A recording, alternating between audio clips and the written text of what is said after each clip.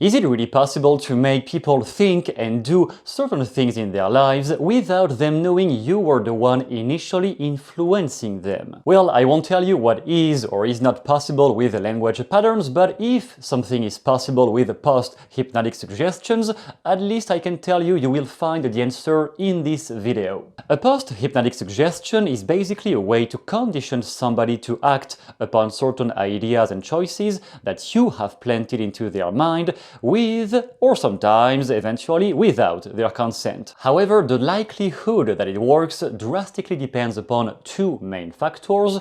A, it depends upon how much trust you have with them, how much do they already trust you, so basic rapport building, and B, how much authority do you have in their mind? How much validated authority do they attribute to you? If they perceive you as a source of massive authority, like Tony Robbins, then maybe anything you say can act and will act as a post-hypnotic suggestion anyway, even when you don't intend to create one in their mind. And everything you are going to learn in this video comes from the Milton model, and you have every possible pattern contained down below in the document I wrote long ago to understand how that works myself. So you can figure it out by downloading this down below and realizing that all of those patterns are just things you use naturally. You're just not using them consistently into all of your conversations. So initially, what you have to do is define which action or state you want them to act upon or think about later when you will have left. You want them to do or think about something. You want them to think more thoroughly about the product, or you want that girl to text you more often, or you want to influence a certain choice they might make later when voting for somebody eventually. I guess you can see some applications of that. For a post-hypnotic suggestion to really work, it has to seem plausible and believable in the mind of the person. If what you say directly violates their morals and their values and what they think is moral in the world, then naturally that suggestion will be resisted and won't penetrate their mind. So even though you can alter their mind in many ways, you have to present your idea in a way that does not, at least in the beginning, does not violate what they already believe to be possible. Otherwise, you will have to confuse their pre-existing beliefs about what is possible before you can condition them with a post-hypnotic suggestion.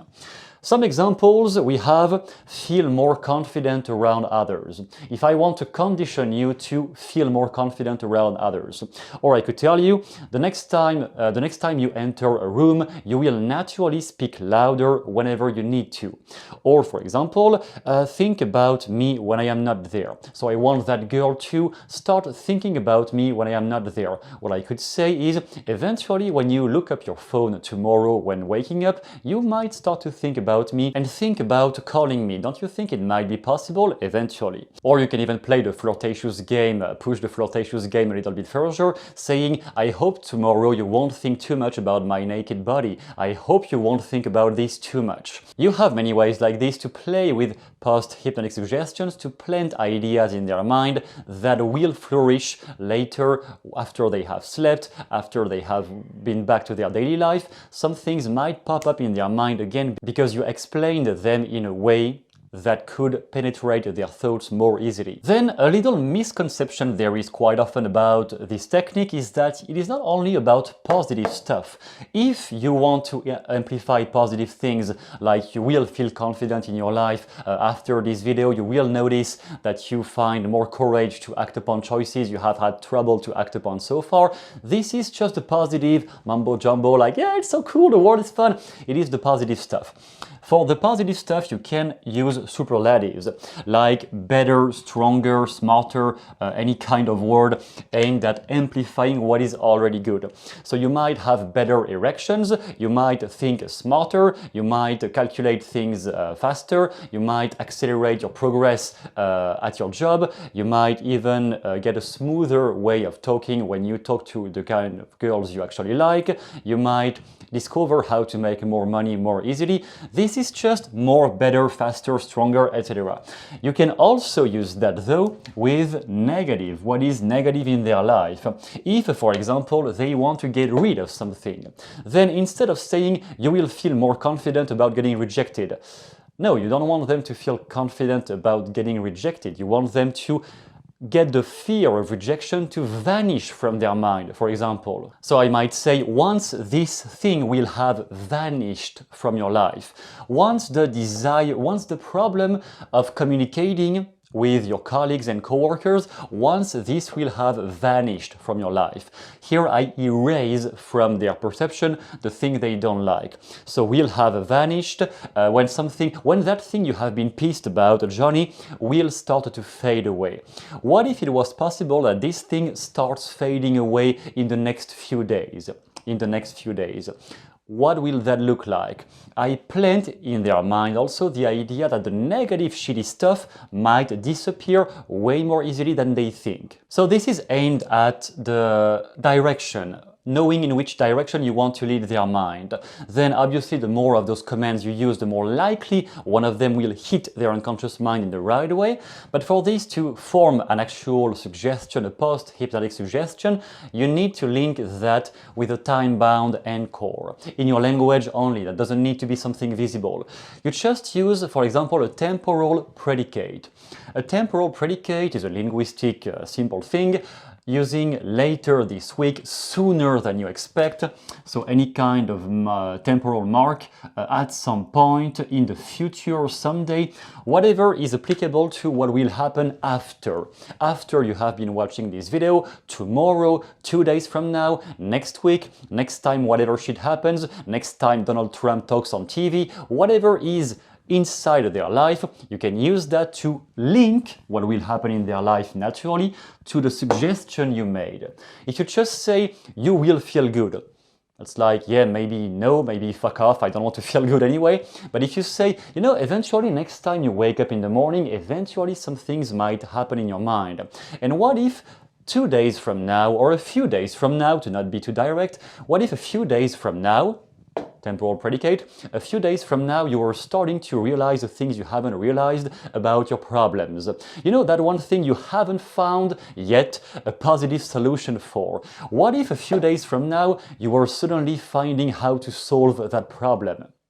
Eventually that might happen, don't you think? The next one, a bit more direct, is to use literally specific actions that will happen anyway into their life.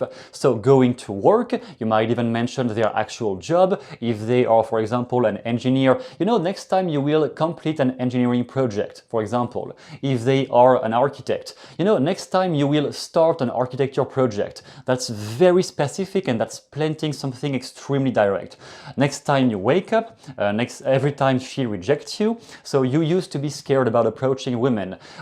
You know, I might tell you a story that somebody I knew in the past, every time that guy was afraid of getting rejected, he just spoke to himself. He just spoke to himself in a way that got him more confident about actually approaching. I plant the idea once again, using a trigger that will happen anyway in his daily life. Next time you see this, next time you watch a video from me, next time you hear your family member, next time you hear your girlfriend yapping at you in your ears, next time this or that X or Y happens, I can link to a suggestion. Or someone speaks to you. Next time someone speaks to you harshly, every time in the future when somebody will say things you don't like, I notice there are some behaviors in yourself that could start to make you able to respond to them in ways you haven't been able to respond to so far. So next time somebody speaks in a harsh way to you, eventually you might begin to realize you have the tools in the back of your head to respond to them in the ways you want. Not in the ways they want, but in the ways you want. What would that look like if that was possible? The power of those techniques will naturally be amplified as you learn more about the life, the actual life of that person. The more specifically you know what's happening in their daily life, the more easily you can say a few things that will be planted in their mind and be triggered more easily during those specific events. Because in the future might be very vague, but if you know specifically what they will do 7 days from now at 7 p.m., then you might be specific about this. Obviously, if it is just one suggestion, that might not work, but when you keep using that type of language every time you speak to that person, at some point one of them is going to bypass their filter of, no, it's not possible. You are going to bypass that because there are just too many suggestions for not at least one of them to pass through their shield of resistance. But also, as I said, if it is not believable enough, they might just resist. Because if you talk to a guy who has never approached any woman in his life and you try to make a suggestion about, yeah, 2 days from now you might get into a threesome with 2 models you have jerked off on, yeah, that might just be like way too far away in the realm of impossible things. So you want to target your suggestions toward things that are still plausible or believable. The less believable they are, the less plausible they are, the more you want to add conditional tense and softeners. So anything like could, eventually, might happen, you could eventually find a way. If it would be possible to, would, could, might, eventually, may, start to, eventually you may start to figure out some ways you haven't thought about so far, stuff like that. For example, notice the difference between tomorrow you will feel confident. That might be way too direct, not plausible enough depending on how low self-esteem you currently are and stuff like that. However, if I say on the reverse, at some point in the future, Johnny, you may find yourself growing more confident than you used to be. Perhaps in a way that even surprises you. Perhaps in ways that surprise you, because you didn't think about them. There I add softeners. Softeners mean I don't give too direct suggestions, I leave a way out. I leave a way out for if they don't want to believe what I say too directly. What if they say it is wrong, it is not possible? Softeners are implying that there is a way out. I'm not saying it will happen, I'm saying it could happen. When I say something could happen, it is planted much more easily in the back of their mind. When I say something will happen, if it is violating their current conscious mind and model of the world, they will just resist my suggestion anyway. When something could happen though, could happen is leaving the way out that could also not happen, actually. So could happen means that something might be planted in your mind and you might not even realize at which moment specifically it will come out. That way I can plant post-hypnotic suggestions way more easily than if I try to force somebody to think my way. So eventually tomorrow you could find a way to get a girlfriend, whereas you haven't found one in the past. What if tomorrow or a few days from now you could find a way to erase some of the negative thoughts that have been polluting your mind lately? And instead of that, what if it was possible, let's say next week, to figure out a way to grow more confident about accomplishing your projects? Because I have known some people in the past who have been able to do this. So what if in the next few weeks you could start to figure out eventually a way to develop the kind of projects that get you happier in life? What do you think that could look like eventually? And the transition where it gets even sneaky and almost like mind control or cult strategies is when you use that with stories and quotes. Because as long as I stay within the realm of me talking to you, there is not much that is that sneaky because you can always understand consciously what I say and what I do. However, when I start getting you into a more vulnerable state, like cult leaders do all the time, and then telling you stories about either how I did this or that, or how somebody else did this or that and paid me a lot of money and stuff like that, then that might act as pretty tough suggestions to get rid of. So this one is a double-edged sword. Be careful with how you use it, with whom are you using this. That might be dangerous. But if you use that with a lot of rapport, you can also create impressive effects on their unconscious mind, as well as on their conscious mind later when they will wake up in the morning and think about what you said once again. So a post-hypnotic suggestion in a story or a quote can be used by telling your story. So you know, in the past I used to think like you, and later I realized that at some point I would be able to get more confident about accomplishing my own projects. There I use my story to plant a post suggestion into your mind. Or I can use the story of somebody else. You know, I had a client one time. He told me that in the past he did not believe in himself. But later something very interesting happened. Later, what happened to him is that he told me, I stopped criticizing myself. Quote, he told me, I stopped criticizing myself, Matteo. Instead of this, I started noticing how many people actually loved me, how many people actually liked me, and because of this I realized that all the projects I thought were out of reach in my life could actually happen pretty soon. Could happen very soon. We are just here basically. Could happen very soon. So using the quote or the story of somebody else can be a massive distraction to the conscious limitation of the person who does not want to believe what you say. Using somebody else's stories can bypass that resistance. So for example, sometimes people experience the kind of sex life they thought was impossible to access in their life. Sometimes people experience a thought process that allows them to make more money into their life, even when they thought they could not earn more money right now. So sometimes people experience X or Y. People.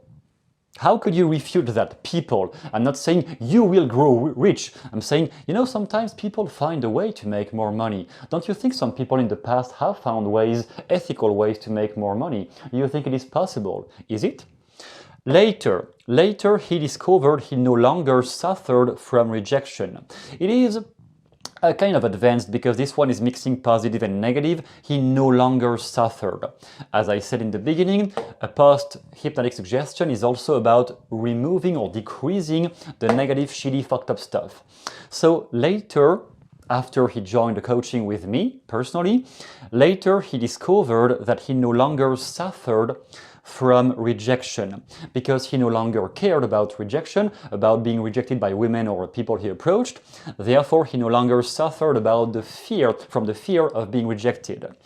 And at the end, after buying some coaching sessions from me, at the end, he realized how approaching women could become second nature because it was easier for him later. Later, something became easy. So I am mixing past frames and future frames. The only point is that I get in the mind of somebody the idea that their problems will change. And if it is really about a girl in seduction, you might use some of those lines saying in the negative frames, I would say, I hope you don't think about me too much. Oh, I hope you don't make plans already to go on vacation with me. I hope you don't want to turn me into your boyfriend too soon, because I wouldn't want you to think about me too intensely when you go to bed tonight and go to shower and eventually think about certain things in the back of your mind. I have used those things a few times, and obviously if you do that in a humorous way, they kind of laugh and don't take it seriously, but they still have a reaction. They still laugh and like push me away like, no, no.